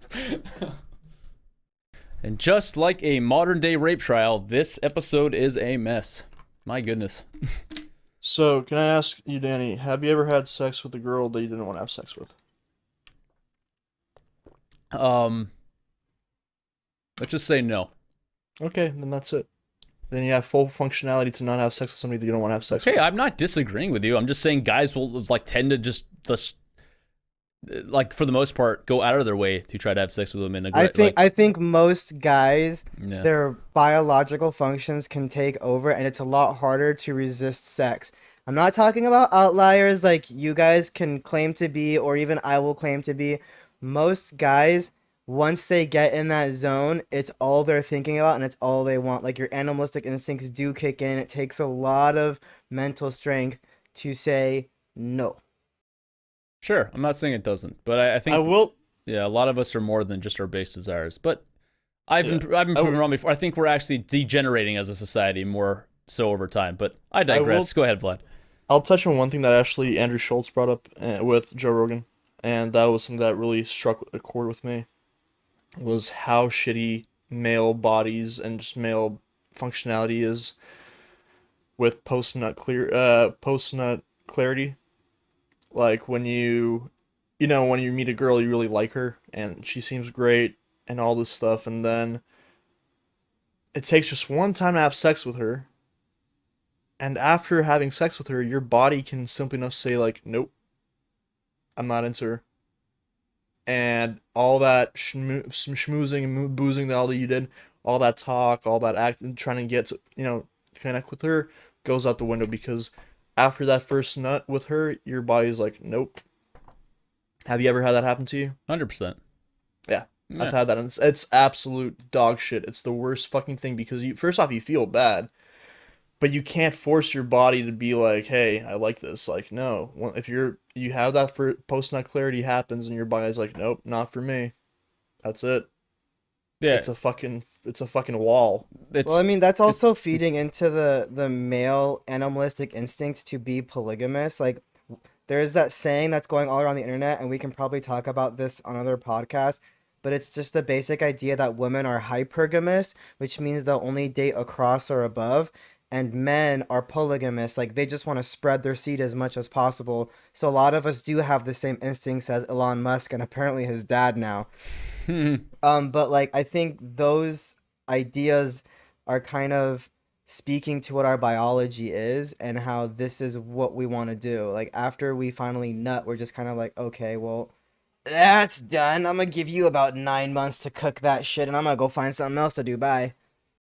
yeah, and I believe Vlad, the word you're looking for is remorse. We experience remorse after fucking and getting and busting a nut into someone we don't really care for.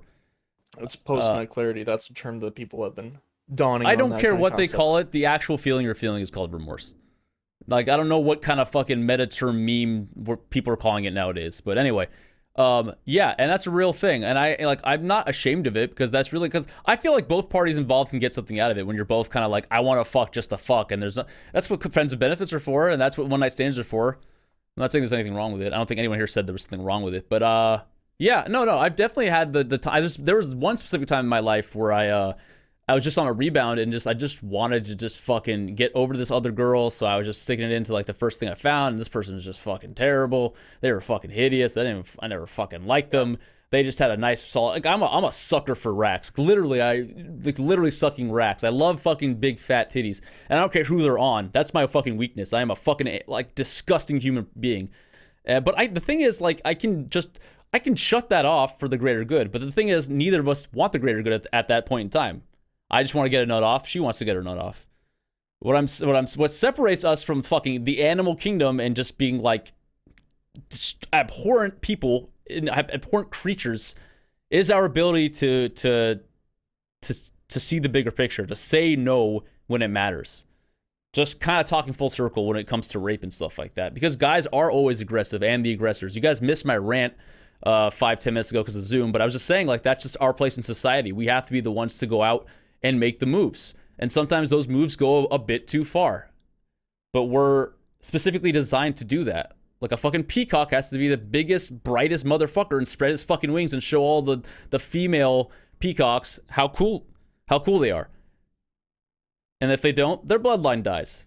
They have to be the one to make the moves. That's just one creature. But I'm saying it's pretty prevalent amongst all of the things, the organisms on this planet. Males, for the most part, have to do that. They have to do the work, put the work in and do that shit.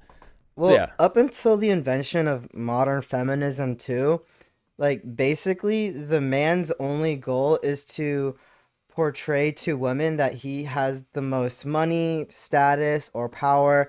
Like he is the alpha, the top G, the whatever you want to call it in society, because for the most part, like that is who women want to sleep with. But then after the feminist movement, we do see a lot of women having more masculine characteristics, which includes just casual sex. So now we're seeing kind of a shift in this whole dynamic of how men and women operate. And before, as we said, like women are usually looking for money, power, status, but now we can throw into the mix that a lot of women would be looking for things that are more physical attributes that have nothing to do with those things. So now they're pursuing more of like, oh, that man is a 10 out of 10, or oh, size matters. Like these are things that before weren't really sought after up until this movement where now sex is becoming like a driving factor in these kinds of decisions. And for men, it's just yeah, men want to find the hottest woman, and they are willing to compromise how crazy a girl is at any moment, depending on how hot she is. Like, we're gonna stick it in, doesn't matter how successful she is or is not at that point. But again, women are the ones that have always had the choice of who they want to sleep with and who they don't want to sleep with. And that's just why that's been the trend in society, is that we're the ones that have to demonstrate our worthiness to them. Right. Absolutely correct. I mean, that's the way it's been. That's the way it goes. But I can't even say that anymore because there's a progressive trend. I actually Hey, this is, does this offend you? Let it fly. Well, no, I'm not. There's like there was no rant coming after that. It's just like it's weird. Yeah, of course, growing up, and I hated the fact that guys always had to do the work, and I still do, honestly. You know what? Like, okay, here's the rant. When it comes to sex, I hate this fucking move that girls pull, and I don't even know if they know it's a move or it's just what they tend to do because they think that's just what guys want. But this is what it is. Girl wants to have fucking sex with you, right? So they get you all worked up. They pull the moves, like kiss you on your neck, whatever, or I don't know, like do things that turn you on, that they know that turns you on, or whatever. And then they drag you to bed. They get you distracted. You're doing something else, whatever. They want the dick right now. So they're like, fuck it. All right, you got me turned on. Let's go do this. And then when they get to where they want you to go, they lie down and do nothing. And I don't know if it is just the type of women I tend to get with, but I mean, I have a pretty storied history. I think I've run the gambit on different types of females, crazy to boring to etc. Blah blah blah, and it seems to be like just common practice where like if a girl wants to have sex, they'll get you worked up for the opportunity to do stuff to them. They don't. It's a rare instance, or I'd say maybe 75-25, where the 25% being the girl actually like does something physical first to start it off before anything else. 75% of the time, if they're coming to get you worked up, it's like they lay down and like, now you have the opportunity to do something to me. You're very lucky. Consider yourself blessed. And I've always hated that trope. I don't know if you guys have had different experiences, but I feel like that's just like, that's how girls operate, man. And I know I don't fuck Starfish Sally's a lot. I just don't know where it is. That seems Starfish Sally, quick question. How do you feel about when women make the first move? It's awesome. It's great. If it ever happens, it's happened one time. My 31 years of life, it's happened exactly one fucking time. No, that's not true. So one legitimate time where they asked me openly, would you like to go on a date? The rest of them were like, I could see what they were doing. I still have to play the game a little bit though. Right. Why? What does that have anything to do with what I just said though? Like I'm talking about the actual act of sex. I'm just asking how you feel when women hit on men. Cool, man. Awesome. Men deserve it. Like a guy should be told that they're pretty in some shape or form, or that they're desired. All power to you. All power to the women who want to go up to the guy, right? I agree with you, but I also think in today's society with all this Me Too bullshit, it's almost necessary at this point. Because now women will scream rape or whatever if you compliment a woman. And it's gotten to a point too where I'm not using it as an excuse, but a lot of times like you could be very weary of talking to someone if you're afraid of them looking at you like you're a creep or something. And again, like it's always a numbers game, so you always have to shoot your shot, which is why you always gotta respect people shooting their shot. Yeah. Like we talked about before. But even in this instance, like no, like yeah, a guy, should be making the move. Women respect that more. Women want it, but it's also really hard to do when you deal with rejection. You know that you're not the one that's attractive enough to have it be viewed as romantic. Instead, you're going to be viewed as a creep. Why? Because it's always about how hot or desirable you are that will determine if your action is considered romantic or creepy. And that is the biggest bullshit of all time. Like, it's never gonna be, oh yeah, a man brought me flowers, that's so romantic, or he found out where I worked and sent flowers to my office. If the guy is hot, it's romantic. If the guy is ugly, ew, this creeper stalked me on whatever, and he found all this information, he sent me flowers, he's gonna kill me and rape me. And I know it's gonna be, like, polarizing to say that, but it's true. That's how a lot of women think, and that's how these things turn into problems.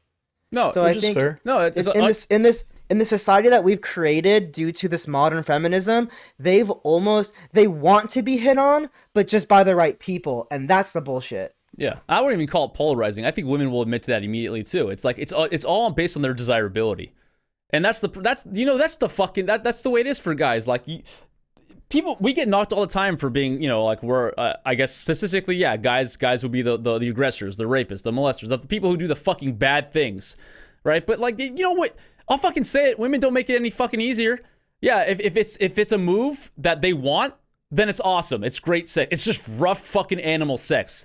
And if they didn't want it, then you're a rapist. And I mean that in the slight. I'm not saying like, I'm talking about like the line is the line across is a fucking hair. It's so easy to fuck up your perception with a woman or like to everyone else because of how a woman thinks of you. Like your reflection of someone else is based on a woman's preference. I'd say when it comes down to that, it's fucked up. It really is. Yeah, everything I do could be perceived as sexy, forward, like, or it could be like creepy. Romantic. Yeah, romantic, or it could just be flat out creepy, and I'm calling the police. When you're walking that fucking line every day as a male seeking out a heterosexual male seeking out a heterosexual female. Yeah, I can. It's a very fucked up game we play, and I'm tired. I'm just tired of playing it, and I also get tired of people who take advantage of that game. Hence, the people who call out rape like on a whim. Not to say that I've ever been accused of rape before. I've never even got close, but just saying like that's the line we play with. It's very, and it's fun in games until it starts to get real. Like it actually affects people's lives. It's not like, oh, remember that time at the bar where they told that creeper to fuck off? It's like, oh, remember that time the ugly guy tried hitting on me, and now he's in jail. Like that's kind of what we're dealing with now. See, and that's why I hate this concept that we live in a male-dominated world, because for the most part, like it's almost always been even, and now this modern feminist movement is pretty much a power grab where they're taking everything. Like we're talking about back in the day, there was a world where most likely the guy was the one who perpetrated the rape or the sexual assault or whatever. But nowadays, like they've taken advantage of the idea that, oh, like the woman is always right, to the point where now we have to be like, okay, now we have to like investigate because, some guys can't be sensitive, but we don't acknowledge that because for some reason society says that we have to be these warriors, which stems from the fact that women were only dominant in societies because we were the ones that if there was a draft or a war, we went and risked our lives for these people. Like we're the ones that went to the front lines. We had to fight fires. We joined the police force. We did all these things because we are the protectors. We go on a date. The men are the one that have to pay, not the woman. But there's so many things that kind of separated the genders, and it was just kind of fine because it worked. But now we're looking at the modern feminist movement is we still want all these things and then some. And I think that's where, like, I don't care. Like, I think men and women are equal. I'm not going to stand here and say, oh, men are better or whatever. But I do think that there is a definite difference between the two, and they both have their definite roles when it comes to a society. And that's what's being altered now with all these different movements. Right. Yeah. I mean, it all comes down to upbringing. I feel like in the more modern day dating, a lot of women, at least in my experience, have been, they question me if I ever try to pay for things, for like going out, and they try to push like split it halfway with me, or let me pay this time, you pay that time, which to me is weird. I also find the aspect of when a woman tries to flirt with you, that to me is just plain weird. I don't know, it's maybe the way I was raised and brought up where the guy has to be the one who, makes the first move. But yeah, it's one of them. That's why only reason why I asked, like, have you guys had that happen? Because how do you react to it? Because it throws me off immensely whenever it happens. Right. It's mentally compliment. confounding. It's crazy. Like you get mixed signals from society. Like everything is pulling you in different directions. It's completely frustrating and it's not fair. But that's the world we live in. Now, I think it's cool that you brought up that instance, Vlad, that someone wants to like split halves with you. And yeah, I've been there too, but I feel for the most part, once you get into a comfortable rhythm, it ends up, I feel like it always falls back on the guy's shoulders for the most part, being chivalrous and whatnot.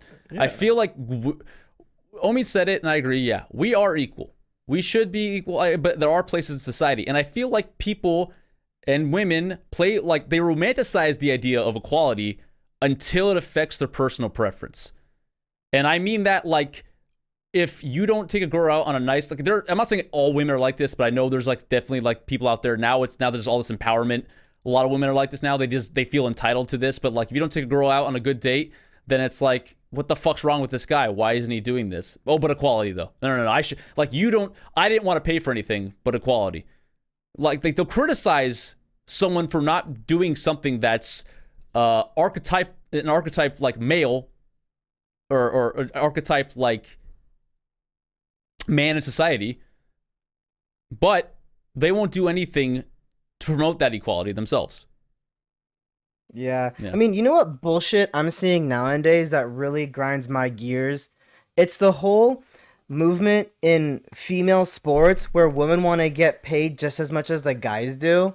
Mm-hmm. And I don't usually like to take sides completely, but on this topic, I will say with 100% certainty, there's no fucking way that female sports deserves as much compensation as male sports.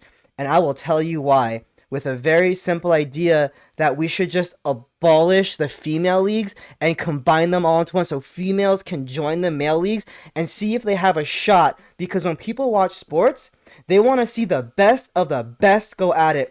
We want to watch basketball. We want to see dunks. We want to see aggression. We want to see just the clash of pretty much like the best warriors. And now women are like, oh, well, we want to get paid as much. No one wants to watch your fucking league where everyone's playing fundamental basketball.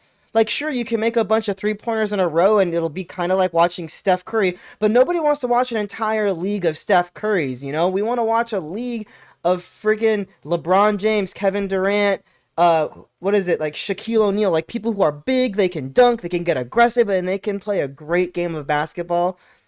And same thing goes with all the other forms of sports.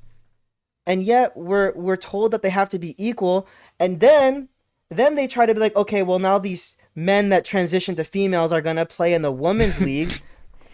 Now you're just like, okay, well, at this point, fuck it, we should have just abolished the male versus female leagues from the beginning, because it's almost like you're letting someone in the league that's been on testosterone for the first portion of their life, right? Like they are on some kind of steroids, and now they have some kind of physical advantage. This is absolute horseshit. There are physical, biological difference between the two. Mm-hmm. When it comes to gender roles in society, that can be a little bit more debatable. But now that this whole movement is women or the WNBA players deserve to have as much payment as what the NBA? No, there's a fucking reason why LeBron James' yearly salary is more than the entire WNBA put together. It's because the NBA generates that much revenue and people want to watch it and they fill stands while the WNBA does not. But now as a society, we're supposed to just say, oh, we have to support the women's league because it's our civil duty for humanity. Fuck that. Don't tell me what I have to like and don't like, what I have to spend money on and don't have to spend money on. But that's what this movement is turning into. This movement is turning into telling people what they have to like and not like. Yeah. It's so stupid. People want blood, man. I'm not gonna go to the WNBA to watch a bunch of people like play around the key. I want to see actual physical contact. I want to see sports. Nick, no, again, no offense, everybody in the WNBA can dunk on me. I suck at basketball. I'm not saying I'm better than any single one of them, but if I'm gonna watch professional basketball or professional anything, I want, like Omid said, the best of the best. And if we're pre-designated to be better as males because we have testosterone and we grow large and we fucking just we can take a pounding and give the poundings, don't look into that. I'm just saying that's what I'm gonna watch. I want to see the best of the best when it comes to sports and whatever it is, whatever we're pre-designed to do, because I think we can't ignore biological history, what we're designed to do. Yeah, if you collided, if you brought women and men together and actually gave them a fair chance at the league, yeah, I'll say it. I don't think a single woman's gonna make it on the professional level that a man will. They absolutely will not. No. Not even Serena Williams. Serena Williams isn't even a top 100 male tennis player. I'm sorry, top 100 tennis player in total, because there's like 100 men that are professionals that can beat her. But because she plays women and it's a little bit more even, that's when you get more of an audience. Kind of like UFC fighting women versus women. It's a little bit more even, so people are willing to watch it and it can generate revenue. But at the end of the day, more people are watching the men's league because that is where the best of the best are going at it. The name of the game is entertainment, and if you can't provide that, then that's why you suffer. That's why your league sucks, and that's why the product sucks. Well, I mean, yeah. I'm not paying money to go to an outdoor basketball court to watch a pickup game. Yeah. If anything, if someone charges me to watch this, I'm going home. But yeah, I'll pay $50 to go watch the fucking Warriors play the Lakers. But it costs more than that. But still, like, there's a certain amount I'm willing to pay to watch the best of the best play a game that I appreciate versus watching a bunch of 5-year-olds or some shit. Like, it's completely different. Yeah, and in a weird way, I know I bashed this a couple podcasts ago, but like, how many people on OnlyFans are women? How many of them are successful at OnlyFans? And I mean, if I want to go, this is a weird like compliment, or I guess if I'm trying to find like the counterpart to men in sports, like how many guys actually get away with successful OnlyFans accounts versus women? Like, pull up that statistic. A woman can easily just like if I'm gonna go jerk off, I'm gonna go look at it like a very the saturated market is all it's a bunch of women. I'm wondering how many guys are successful at OnlyFans versus the amount of women that are. Pull that up. I'm willing to stand by that statement as far as now that we're actually like splitting up what we're doing. Are we talking strictly just actors, or are we also gonna talk about the fact that a lot of these pages are run by men? Like the men are kind of like the OnlyFans women's pimps, like they're running their business. No, I mean the actual draw. Who am I watching? It's just in the same same way. The draw is obvious. Yeah. Yeah, same way as sports. What am I turning the TV on for? What am I turning my computer on for? It's gonna be this fucking buxom, voluptuous woman that like a lot of. I'm telling you, OnlyFans is just a lot of that. Dude, that actually reminds me. I forgot what the channel was, but I was watching this video online where this guy went around the city and he was asking, like, do you think men and women should get paid the same to play sports? And then she was like, yeah. And he was like, well, why don't you think there is? And she was like, I don't know. And he was like, well, what if, like, he was like, I think they made the argument that, like, oh, like, more people watch men's basketball and it makes more money. So he was like, if we could find a way for women's basketball to make more money, should we do it? And she goes, yeah. And he was like, okay, well, what if we had women play topless? And she was like, no. And I was like, but like, wouldn't that create more viewers? And the girl couldn't admit that it's just 100% true. If women played professional basketball topless, that will 100% increase the viewership.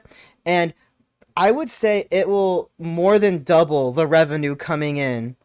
I mean, it will be up to porn levels. Not that, like, athletic tits are as attractive as, like, whatever buxom shit you'll find on OnlyFans. But still, like, it's something. Now, am I going to watch it? I probably wouldn't because it's just not my thing. But I'm sure, I'm 100% sure that there's an audience for it. Fuck, you can have them playing barefoot and you'll increase your market by another percentage. Yeah. Like, it's just the type of shit that some people are into. And again, like, yeah, that's where women's value for a lot of men comes from. And they don't give a fuck about you playing the sport because just like porn, we don't care about your acting ability. Yeah, exactly what we talked about like 20 minutes ago. Like, guys are just out there to get we're fucking creatures, man. Creature of the habit. Millions of years of this, what we do. We want to fuck and we love watching women fuck themselves, I guess, in some cases. But yeah, that's it. I think what we're all trying to say here at Does This Offend You is that men and women are different. Spat all you want about equality, but the thing is we have to acknowledge all of our differences and what place they have in society. Vlad, what's that look on your face? It looks sour. No. No. Agree. Okay. Nodding my head. Cool.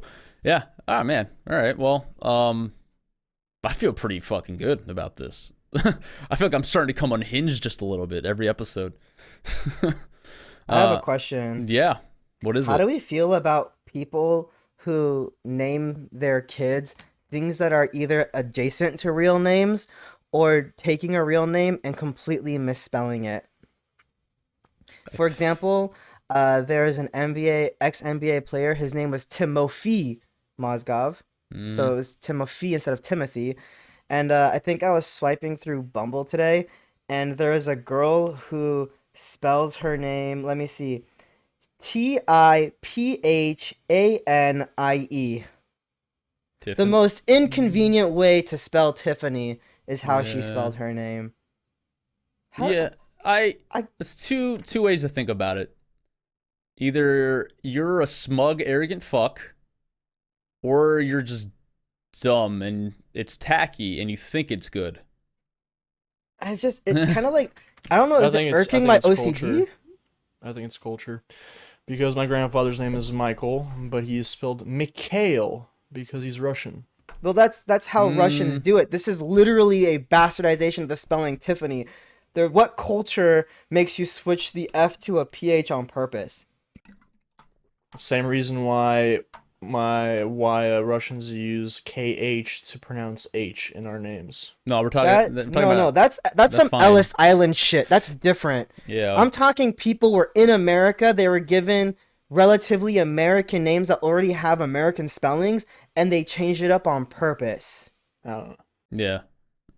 That's a different thing entirely. We're not talking culture. We're just talking about people here within one culture changing the name. You have no culture. I know that, but I'm saying is so it's kind of like, what is it like? You'll find the name Laura or Lori, and the what is it? It can be LAU or LO directly.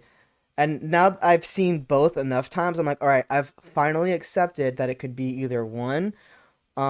There's different pronunciations of the name Andrea depending on where you're from, but then there's just the complete changing of the spelling. Like Michelle spelled Mishell. Like everybody knows how Michelle is meant to be spelled in America, and then they just completely changed it because it's original, makes it unique. No. I've seen Michelle spelled in that kind of manner, but it was for a Filipino lady who was from the Philippines. So I think, again, I might say that might be a cultural thing, but I don't know. Anyway, just something I came across today, but looks like there's no substance here, so we can just cut it off. Yeah, maybe for a different day, man. Yeah. Pretty but yeah, I don't know. That's it. My only thoughts on that is that you're either dumb or you're arrogant. One of the two. But anyway, so are we all good today then, gents? Yeah. I think so. Have you purged all of your disgusting thoughts? No, but okay, good, because we have a lot more episodes to go, hopefully. That's a different problem. Yeah. All right, well, that'll do it for another disgusting, abhorrent, abysmal episode of Does This Offend You with these three men here. That is Vlad, that is Omid. I have been Danny. Do not forget to like, share, subscribe, and then comment down below. Tell us about all of your shitty days on a jury. Tell us about your bad dates. Tell us about any thoughts you have on anything we talked about today in this episode. Tell us down below. And don't forget to follow us on Spotify. Great? Good. Next week, we talk about what it's like when doves cry. Thanks for watching, and see you soon.